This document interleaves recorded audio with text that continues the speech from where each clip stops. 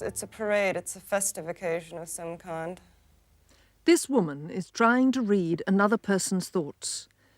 But is mind-to-mind communication really possible? Press the button. Scientists have been investigating for generations. Hey, wonderful. One man's convinced he already has proof. He claims that this renowned explorer transmitted thoughts to him from 3,000 miles away in the Arctic. But will the search for the truth about telepathy ever be over? Mysteries from the files of Arthur C. Clarke, scientist, writer and visionary. The scientist who invented the communications satellite, the writer of 2010. And now in retreat in Sri Lanka, the visionary who ponders the riddles of this and other worlds.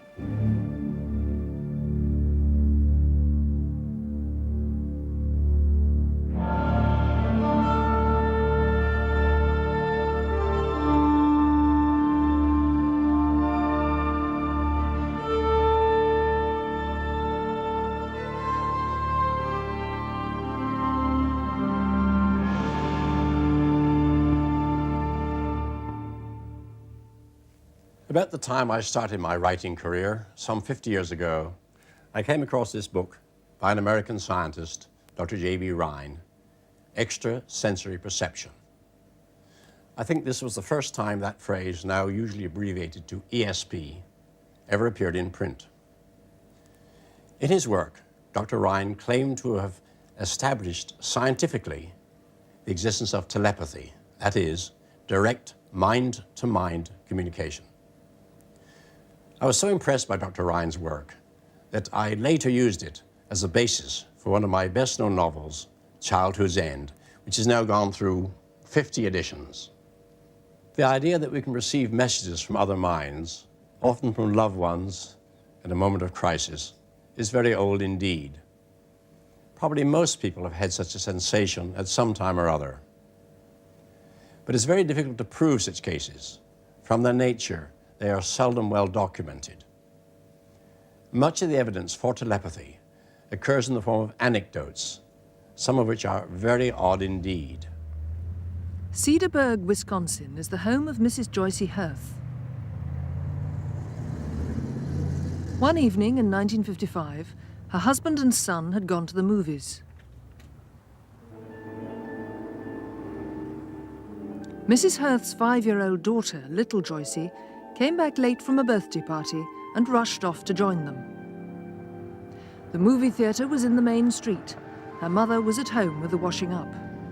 She waved goodbye to me and skipped up the street, and it wasn't very long until all of a sudden I felt a terrible chill that went all through me.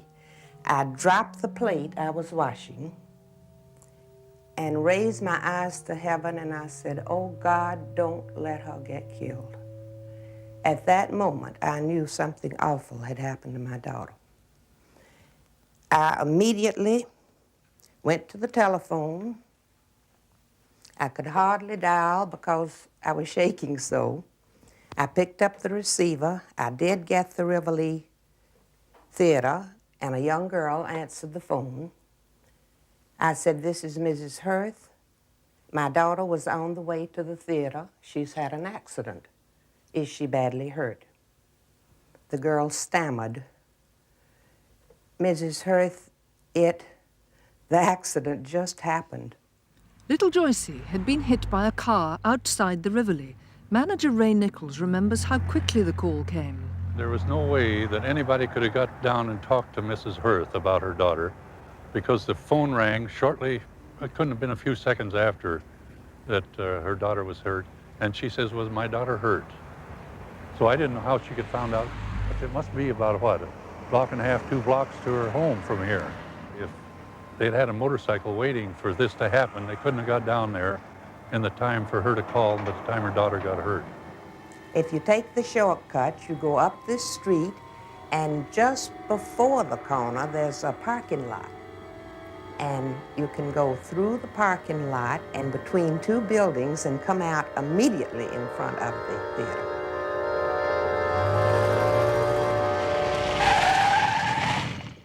There's no way I could see it from this angle. It's all at the upper part of the street. I couldn't possibly see it, and on a different street. After the accident, little Joyce's first thought was for her mother. And she said, Mama, I sat on the curb and I kept saying, Mama, Mama, I want my mama, but not out loud, just to myself, she said. I didn't hear any sounds whatsoever. I had a feeling of terror that ran all through me. I knew she had had an accident. Now, whether I knew it at the time she was hit or whether I had picked up her thought of calling me just a few seconds later, I don't know. It had to be extrasensory perception, because there was no other way she could have known. No way. One night in 1952, midwife Gladys Wright was convinced that a patient needed her. The telephone line to her Norfolk home had been brought down in a snowstorm. The patient, Mrs. Goodwin, was not yet due to give birth, but something told Mrs. Wright to go to her. We had our tea about 5 o'clock, and I suddenly got this urge that she was wanting me. She was in labour, or wanted me, you see. And then it would go from my mind and come back again. And eventually we decided to go to bed about 10:30. And could I get to sleep? No fear. I tossed and turned, and this kept going through my mind. The longer it went on, the worse it was. It was a complete turmoil, really. And I thought, oh, well, I decided I'd dress myself and go and see what was going on. And with that, my husband said, what are you doing? I said, I'm going to Wickner to see Mrs. Goodwin. Well, he said, you are a blithering idiot. He said, I should think they'll come for you if they want you. And I said, well, the telephones are out. Why? He said, well, they'll come for you. But he said, daft. And I still dressed myself and loaded up the car in this filthy night of weather, and off I go. I was delighted when I pulled up outside the gate to see the whole house lit up. So I literally ran down the garden path, and believe me, there she was, my patient was, with her hands on the kitchen table. Obviously, you could tell, in strong labour. I did want her badly because there was nobody else I could get. And the nurse, the doctor, he was not in the village either, so we couldn't get him. But fortunately, she appeared, out of the blue. Out of the snow, I suppose, really. Stephen Goodwin was safely delivered in the early hours. His mother's often told him the strange story. What do you make of it? What can I say? I can't, really, can I? I was compelled to go, without a doubt, in mind. And she wanted me, didn't she? Shirley Evans and Pat Craven are old friends.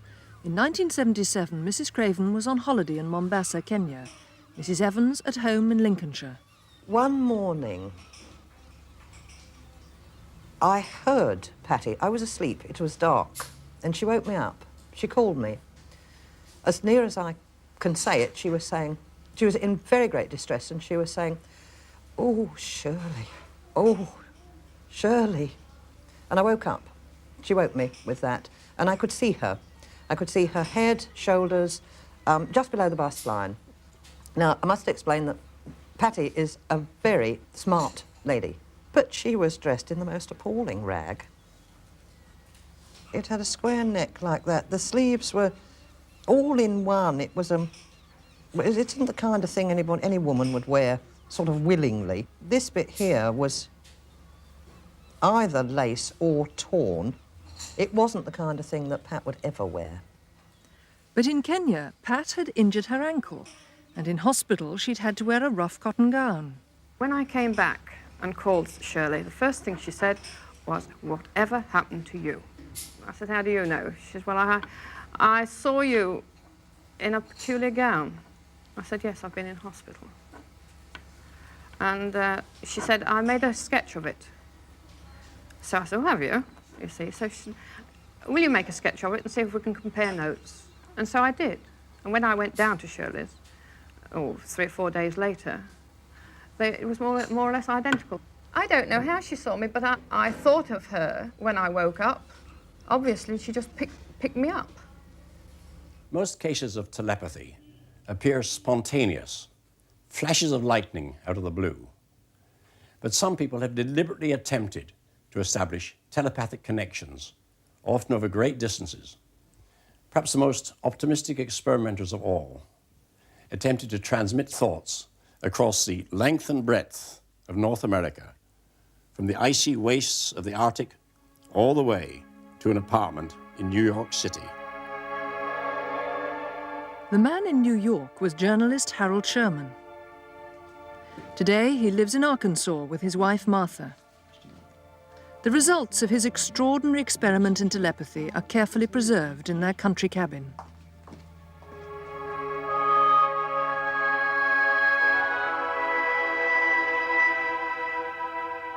In 1937, Sherman met a famous Arctic explorer, Sir Hubert Wilkins. Wilkins was preparing a new expedition. He'd been hired by the Russian government to search for a plane thought to have crashed near the North Pole. Everything possible is being done to find our missing aviators. Wilkins flew north in a consolidated flying boat. Both Wilkins and Sherman were believers in telepathy. They agreed to try a long-distance test. 3 nights a week at 11:30 New York time, Wilkins would go over the events of the day in his mind. 3,000 miles away, Sherman would try to pick up his thoughts. Well, Catherine, we've gone 20 miles here, and we just passed that little church.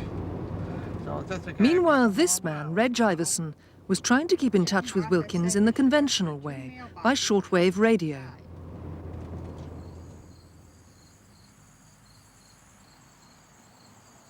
"40 years on, he's come to reminisce with Sherman at his retirement retreat in the Ozark Mountains.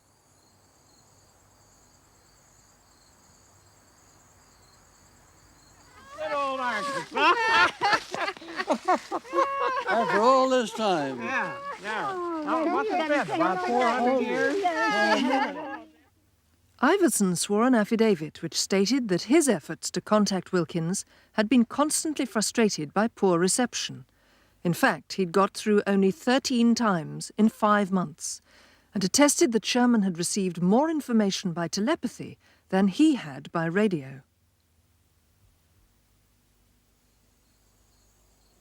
One night, Sherman even picked up a message meant for him. He got an impression that Wilkins had an urgent message for me to cancel an order for a piece of radio equipment for one of the members of the crew, of the search flight crew.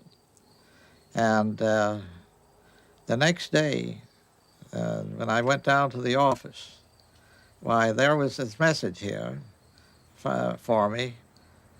Sure enough, canceling the order for a radio receiver for Holly Kenyon, who was the pilot for the search flight. A leading parapsychologist, Dr. Gardner Murphy, checked Sherman's impressions against the log kept by Wilkins at his base, Aklavik in Alaska. One day, Wilkins saw a dead dog on the ice. It was one of the many details of the expedition Sherman says he noted on the day that it happened.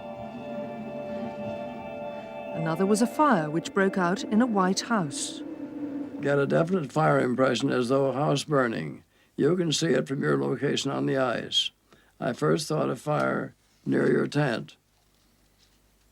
But this may also be true, but the impression persists.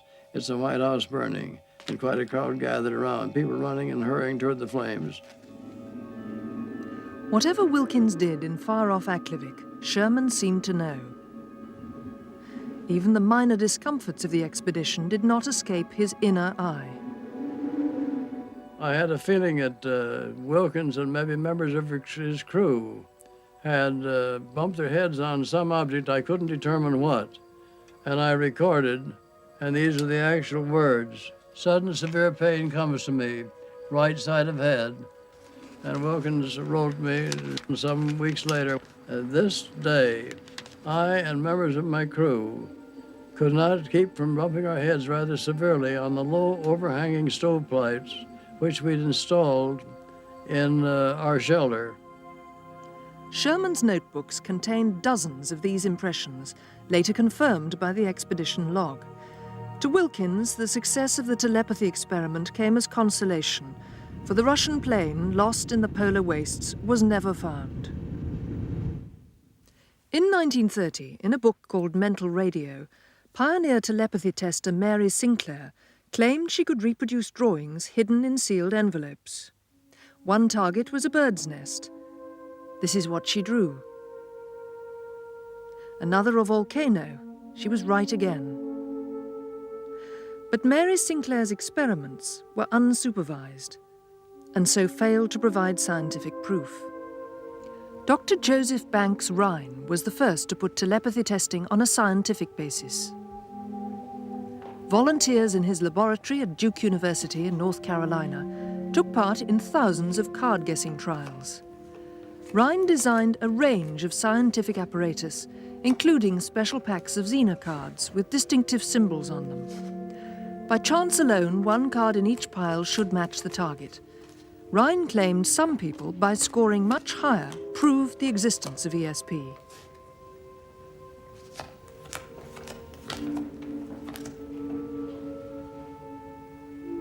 On the other side of the Atlantic, British researchers followed his lead.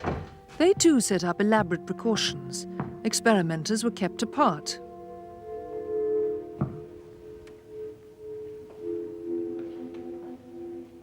A set of random numbers determined the target cards, and next door the receiver's guesses were carefully logged. But though they tried to be more scientific than their predecessors, these laboratory pioneers failed to convince the world. Today, the search goes on with children. Which of these pictures shall we choose? Which one? Shall we pick that one there? All right, you press the button. The sender chooses one picture from 5 and concentrates on it. Working. Good. You reckon The receiver has a 20% chance of guessing right. Oh. Shall we try another one? Which one shall we pick this time? That one there. All right, press the button. Oh, we got it right. More than 2,000 children of various ages were tested. The 3-year-olds scored an extraordinary 46%. Now, what you would have expected, according to chance, was 20%. So in other words, they were scoring more than twice the amount that they should have obtained. And this was absolutely outrageous as far as ESP tests went. In the next group, the 5-year-olds, they were scoring at about 35% accuracy. Again, compared to 20% by chance. So again, their scores were still very, very high. And the last group, the 6 to 8-year-olds, were down to about 26%. So not quite so good, but still statistically very significant. Now, what this meant was that here was a very interesting relationship. The older the children were, the lower was their ESP score, or vice versa. If you want to get a very good score, use very young children.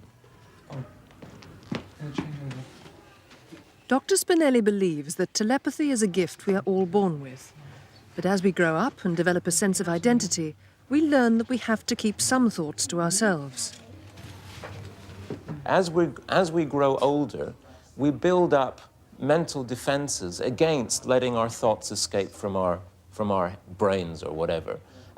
We sort of build up barriers, mental barriers, but the child still hasn't learned how to do that. And so his thoughts are, in a sense, still very, very open. Because of that, then, you would expect better scores in ESP, and that's what I seem to have found. White noise is still quite uneven. It sounds almost like ocean waves breaking. The latest technique, the Ganzfeld. Seeing only red light and hearing only neutral sound, Deborah is cut off from the outside world to make her mind receptive to telepathy. almost images of well, a rock garden or rock waterfall, a Japanese quality to it. The experiment works with having Deborah just talking about her ideas, her impressions, and having me writing them down at the same time. And at the same time, there's somebody in a distant room who's concentrating on a picture, which might be an art print or something. And hopefully some of what the sender, as he's called, is concentrating on will get across to Deborah and come out through her imagery. Lettuce growing in a vegetable patch, growing in furrows. Again, similar, reminiscent of the garden my grandparents had when I was a child. The general tendency you'll find goes towards one particular picture. You might get association to something that's in the picture, like if somebody sees a bicycle, and perhaps what's in the picture is a pair of spectacles, and they look pretty similar, but they're not exactly the same thing. So you can look for correspondences like that, and in general it's that kind of stuff that tends to get you the good results rather than occasional specific fantastic matches. Deborah knows it was one of these 4 pictures. Can she pick the right one?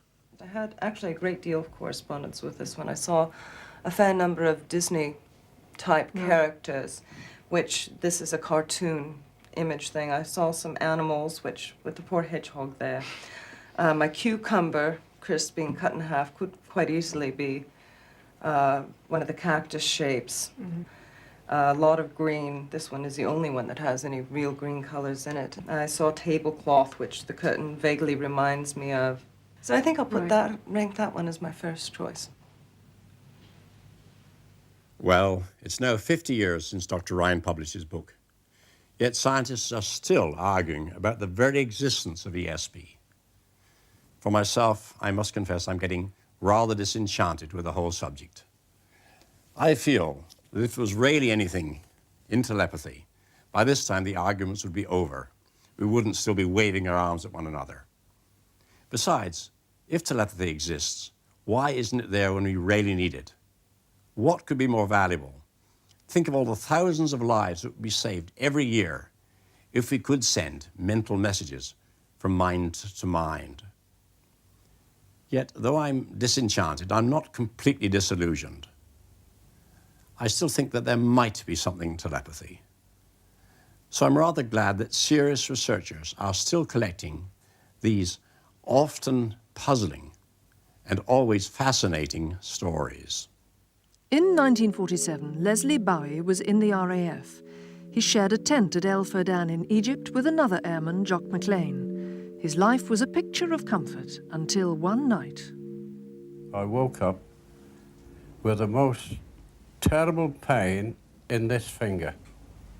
Nowhere else, just in that one finger. It got so bad, gradually the pain went up my arm until I must have been almost crying out with agony. Old Jock wakes up and said, "Whatever's the matter?" We both got out of bed, sat on the side. He went outside, took my mug, got some cold water out of the chatty, poured it in, and said, "Here, put your finger in this." So I sat there, my finger in the mug on my wooden locker, like that, just to try and ease it. Leslie was in pain for hours. Unknown to him, so was his wife back home in England. At work, a piece of metal swarf had become embedded in her finger. This is the finger, and the pain, well, it was down there where it was cut and where the swarf was. And the pain, of course, was terrific, and it throbbed down my hand and my arm. And then the doctor said, "Well, come and see me in my surgery in the village," which I did. And I went and he lanced it. And what a relief it was. May wrote to Leslie about her finger, while from Egypt, Leslie was writing to May about his. I made it my business to ask May which finger it was that she'd suffered, and it was the same one. And by working out the time factor of United Kingdom and Egypt, at the very moment that May must have been at the doctor suffering this agony of this lancing of this septic finger was exactly the same moment that I was suffering in the tent at Elforddown, 4,000 miles away.